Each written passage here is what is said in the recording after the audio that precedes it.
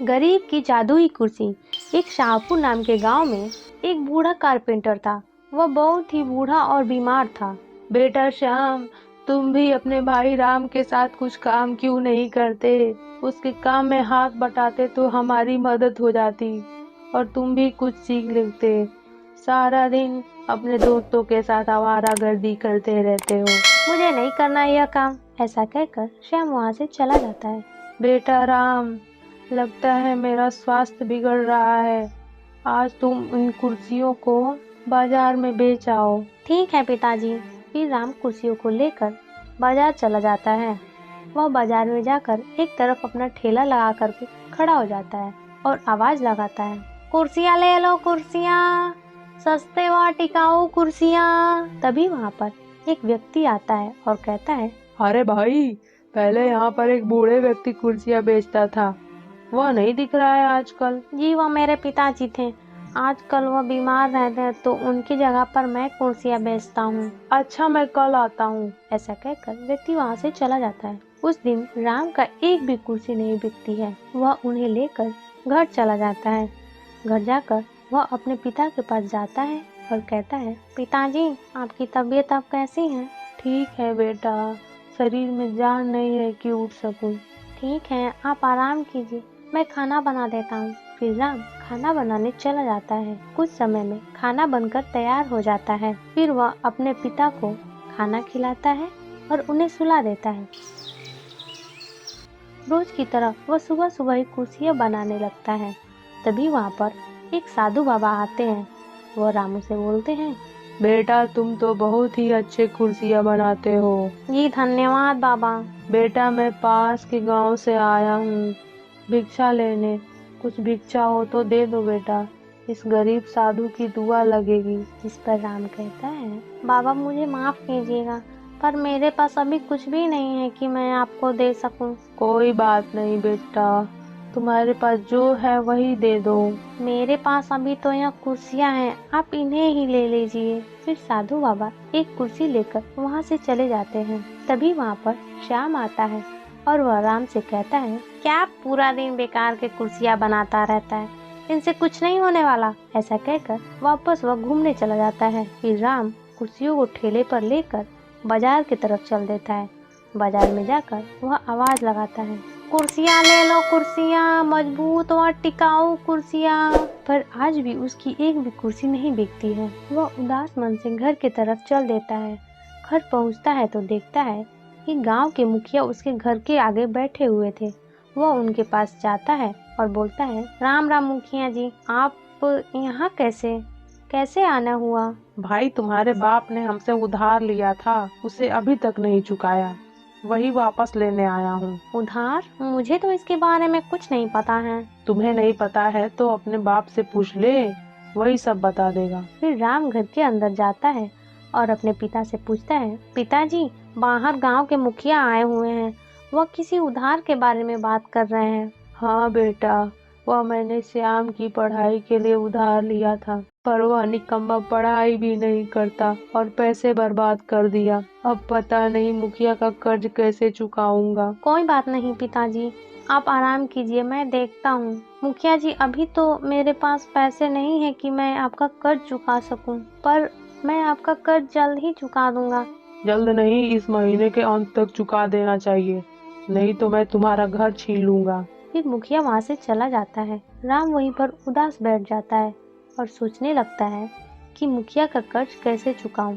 तभी वहाँ पर साधु बाबा आते हैं और राम को उदास देखकर उदासी का कारण पूछते हैं।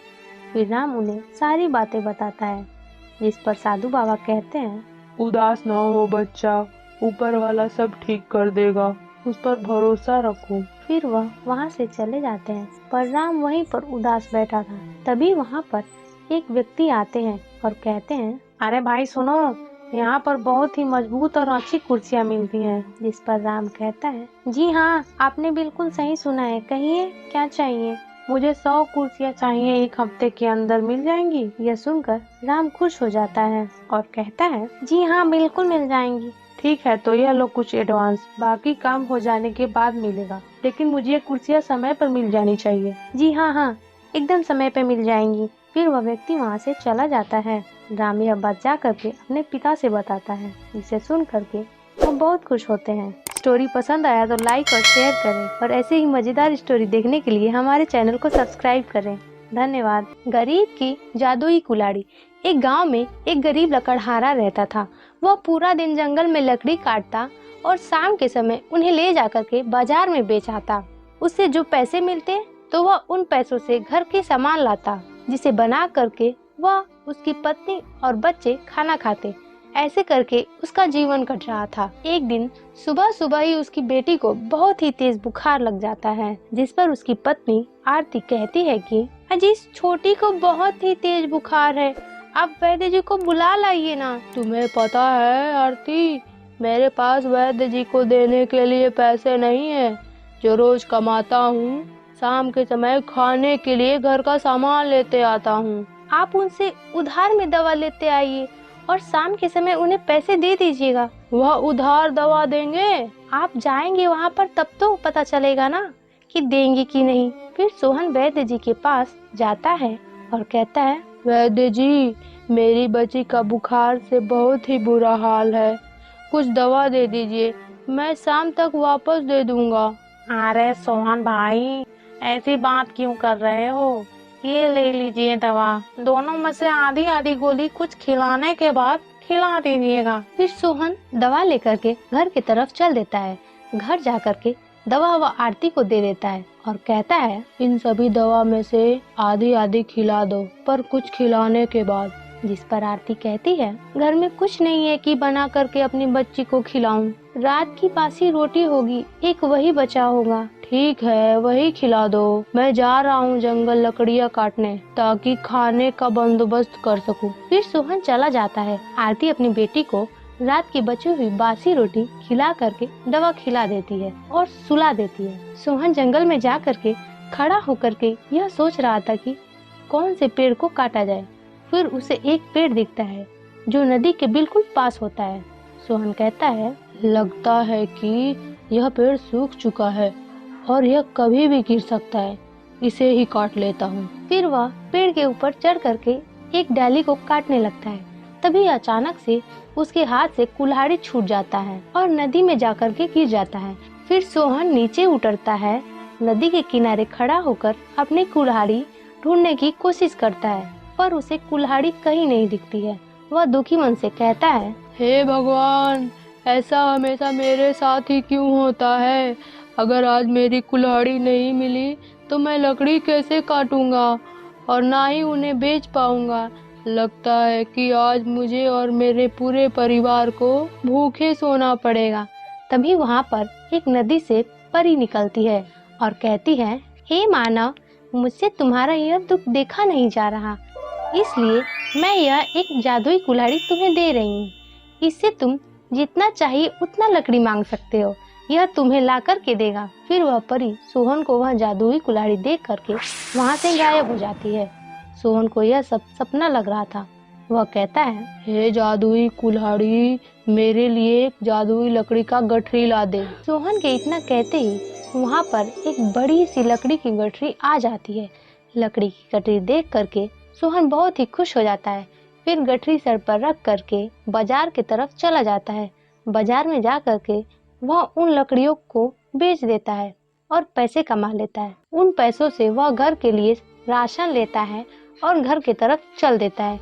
रास्ते में वह वैद्य जी को उनके उधार लौटा देता है और घर पहुंचता है तो वह आरती से पूछता है, अब मेरी बेटी का तबीयत कैसा है? जिस पर आरती कहती है, अब पहले से कुछ सही है, पर भूख से बेचैन है। जिस पर सोहन कहता है, तुम अब चिंता ना करो, अब सब ठीक हो जाएगा। ये मैंने राशन ला दिया है, ले जाओ, इसे बना करके मेरी बेटे को खिला दो। फिर आरती खाना बनाने चली जाती है। रात को आरती अपनी बेटी को खाना खिलाने के बाद दोनों पति पत्नी खाना खाते हैं और सभी सो जाते हैं। सुबह आरती देखती है कि सोहन अभी तक सो रहा है, जिस पर वह सोहन को उठाते हुए कहती है, अजी कब तक ऐसे सोए रहेंगे, धूप निकल आया है, आज जंगल में नहीं जाना है लकड़ी काटने। जिस पर सोहन कहता है, मुझे अब जंगल जाने की कोई आवश्यकता नहीं है। मैं कुछ समझी नहीं। फिर सोहन आरती को घर के बाहर ले जाता है और कहता है, अब देखो मेरा कमाल। फिर फिर सोहन कुल्हाड़ी से कहता है, हे मेरी जादुई कुल्हाड़ी, मेरे लिए 2 बड़ी बड़ी लकड़ी की गठरी ला। इतना कहते ही वहाँ पर 2 बड़ी लकड़ी के गठरी आ जाती हैं, जिसे देखकर आरती चौंक जाती है और सोहन से पूछती है कि आपने ये चमत्कार कैसे किया। जिस पर सोहन जंगल में घटी सारी घटनाएं बताता है। फिर दोनों पति पत्नी घर के अंदर चले जाते हैं। वहीं पास के पेड़ के पीछे खड़ा गांव के मुखिया का चमचा हरिया सब देख रहा था। वह कहता है, अरे हरी बेटा, यह तो नया खबर मिल गया। यह बात तो मुखिया जी को बतानी पड़ेगी। हाँ। फिर हरिया वहाँ से चला जाता है। वह मुखिया के पास जा करके सारी बातें बताता है, जिस पर मुखिया कहता है, हरिया, अगर तेरी बातें गलत निकली तो मैं तेरी खाल नोच लूंगा। अरे मालिक, अब चलिए तो सही।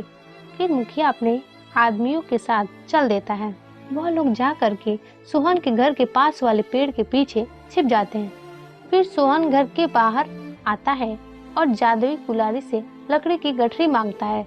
लकड़ी का गठरी देख करके मुखिया अपने आदमियों के साथ तेजी से सोहन के पास आता है और कहता है, सोहन, तुमने बहुत मजा ले लिया, अब वह कुल्हाड़ी मुझे दे दो। हरिया, जा कुल्हाड़ी छीन ले। इतना सुनते ही वहाँ से सोहन दौड़ते हुए भागने लगता है। सोहन के पीछे पीछे मुखिया के आदमी भी भागने लगते हैं। सोहन भागते भागते उसी नदी के किनारे आ जाता है। नदी को देख करके वह कुल्हाड़ी को उसी नदी में फेंक देता है। वीडियो पसंद आया तो लाइक करें और वीडियो का अगला पार्ट देखने के लिए चैनल को सब्सक्राइब करें। और कोई शिकायत या सुझाव हो तो कमेंट खुला है, या फिर मैं मिलती हूँ आपसे किसी नए वीडियो में नए स्टोरी के साथ। धन्यवाद।